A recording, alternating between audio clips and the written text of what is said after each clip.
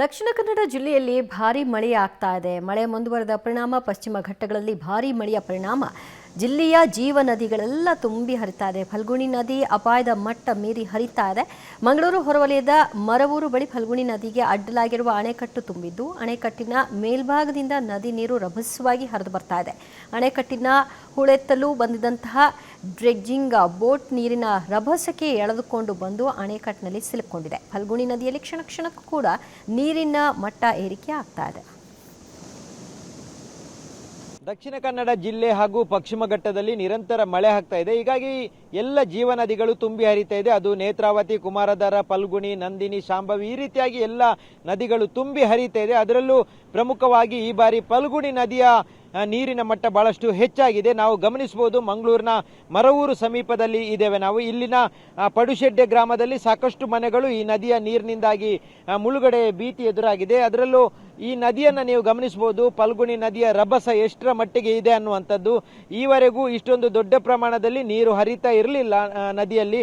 ಆದರೆ ಇಷ್ಟೊಂದು ದೊಡ್ಡ ಪ್ರಮಾಣದಲ್ಲಿ ಈ ಬಾರಿ ಹೆಚ್ಚಿನ ಮಳೆ ಆದಂಥ ಸಂದರ್ಭದಲ್ಲಿ ಈ ರೀತಿಯಾಗಿ ಉಕ್ಕಿ ಹರಿತಾ ಇದೆ. ಅಷ್ಟೊಂದು ವೇಗವಾಗಿದೆ. ಇದು ಮರವೂರಿನ ಡ್ಯಾಮ್. ಇಲ್ಲೊಂದು ಕುಡಿಯುವ ನೀರಿಗಾಗಿ ಒಂದು ಅಣೆಕಟ್ಟನ್ನು ನಿರ್ಮಾಣ ಮಾಡಲಾಗಿತ್ತು. ಆದರೆ ನೀವು ಗಮನಿಸಬಹುದು, ಅಣೆಕಟ್ಟು ಸಂಪೂರ್ಣವಾಗಿ ಮುಳುಗಡೆ ಆಗಿದೆ.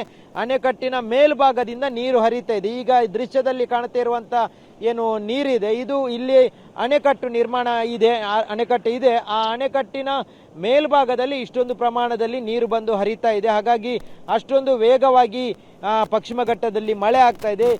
ಇಲ್ಲೇ ಈ ಡ್ಯಾಮಿನ ಸುತ್ತ ಡ್ರೆಡ್ಜಿಂಗ್ ಮಾಡ್ತಾ ಇದ್ದಂಥ ಒಂದು ಬೋಟು ಅದರಲ್ಲೇ ಸಿಲುಕಾಕೊಂಡಿರುವಂಥದ್ದನ್ನು ಗಮನಿಸಬಹುದು. ಅಂದರೆ ಡ್ಯಾಮಿನ ಆ ಭಾಗದಲ್ಲಿ ಯಾವುದೇ ರೀತಿ ಹೂಳು ಇರಬಾರ್ದು, ಹೂಳೆತ್ತಬೇಕು ಅನ್ನುವಂಥ ಕಾರಣಕ್ಕಾಗಿ ಈ ಏನು ಬೋಟು ಅದು ಕೆಲಸ ಮಾಡ್ತಾ ಇತ್ತು. ಆದರೆ ಇಷ್ಟೊಂದು ದೊಡ್ಡ ಪ್ರಮಾಣದಲ್ಲಿ ನೀರು ಬಂದಿರುವಂಥ ಹಿನ್ನೆಲೆಯಲ್ಲಿ ಆ ಬೋಟ್ ಈಗ ಡ್ಯಾಮಿಗೆ ಬಂದು ಸಿಲುಕಾಕೊಂಡಿದೆ. ಹಾಗಾಗಿ ಅದರ ಪಕ್ಕದಲ್ಲೇ ನೀವು ಗಮನಿಸಬಹುದು, ದೊಡ್ಡ ಕಸದ ರಾಶಿಯೇ ಬಂದು ಬಿದ್ದಿದೆ. ಮೇಲ್ಭಾಗದಲ್ಲಿ ಮಳೆಯ ಜೊತೆ ಬಂದಿರುವಂಥ ಕಸ, ಮರದ ದಿಮ್ಮುಗಳೆಲ್ಲವೂ ಬಂದು ಈ ಒಂದು ಡ್ಯಾಮಲ್ಲಿ ಸಿಕ್ಕಿ ಹಾಕಿಕೊಂಡಿರುವಂಥದ್ದು. ಹಾಗಾಗಿ ಇಷ್ಟೊಂದು ಪ್ರಮಾಣದಲ್ಲಿ ನೀರಿನ ಹರಿವಿದೆ ಅನ್ನುವಂಥದ್ದನ್ನು ನಾವು ಈ ಒಂದು ವೇಗವನ್ನು ನೋಡಿದರೆ ಗಮನಿಸಬಹುದು. ಇಡೀ ಜಿಲ್ಲೆಯಲ್ಲಿ ಜೊತೆಗೆ ಇಡೀ ಪಶ್ಚಿಮ ಘಟ್ಟದಲ್ಲಿ ನಿರಂತರ ಮಳೆ ಆಗ್ತಾ ಇದೆ. ಹಾಗಾಗಿ ಇಷ್ಟೊಂದು ದೊಡ್ಡ ಪ್ರಮಾಣದಲ್ಲಿ ನೀರಿನ ಹರಿವಿರುವಂಥದ್ದು. ಹೀಗಾಗಿ ತಗ್ಗು ಪ್ರದೇಶಗಳಿಗೆ ಮತ್ತೆ ನೀರು ನುಗ್ಗುವಂತಹ ಭೀತಿ ಇದೆ. ಹಾಗಾಗಿ ಜಿಲ್ಲಾಡಳಿತ ತಗ್ಗು ಪ್ರದೇಶದ ಜನರನ್ನ ಸುರಕ್ಷಿತ ಸ್ಥಳಕ್ಕೆ ರವಾನಿಸಿದೆ. ಜೊತೆಗೆ ಆ ಭಾಗದಲ್ಲಿರುವಂತಹ ಜನರು ಎಚ್ಚರಿಕೆಯಿಂದ ಇರಬೇಕು ಅನ್ನುವಂಥ ಸೂಚನೆಯನ್ನು ಜಿಲ್ಲಾಡಳಿತ ಕೊಟ್ಟಿದೆ.